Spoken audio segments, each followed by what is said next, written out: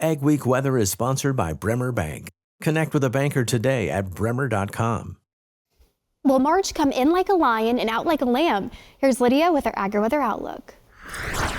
There are signs of spring. If you take a peek, we're now into March, and with that comes some snow melting, it comes longer days, and even blooming already happening in the southern parts of the country. Let's start off with the snow melt because we've done a lot of that over the past week or so.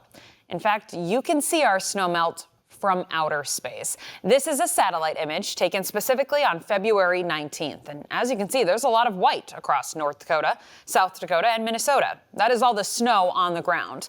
Now watch what happens as I fast forward this to Wednesday, February 26th. That is just 1 week later, and a lot of that white that was out there has disappeared from the map. Now a lot more brown and bare ground, which will allow your temperature to warm up even more as we continue to get warmer spells. Because without snow on the ground, your temperature can actually warm up the air, versus the sun's energy goes into melting the snow before it can boost your temperature. I still have steady areas of white far northern North Dakota, north of Highway 2 into Minnesota. That's where there is still snow on the ground. And then where you notice some of these white patches in South Dakota, southern Minnesota, that's cloud cover. That's not snow.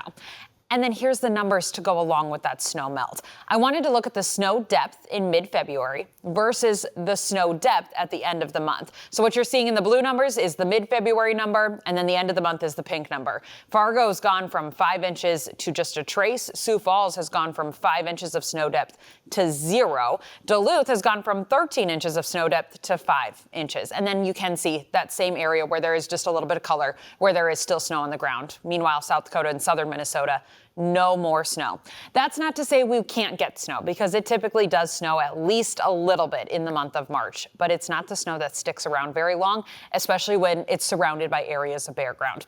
The other point I brought up is longer days. Look at how much daylight we gain throughout the month of March. It's 31 days long.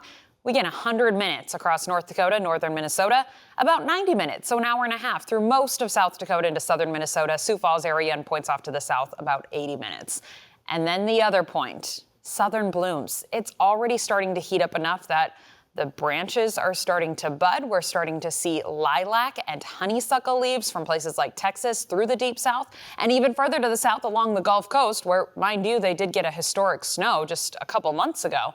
They're starting to see some of those first blooms in that direction.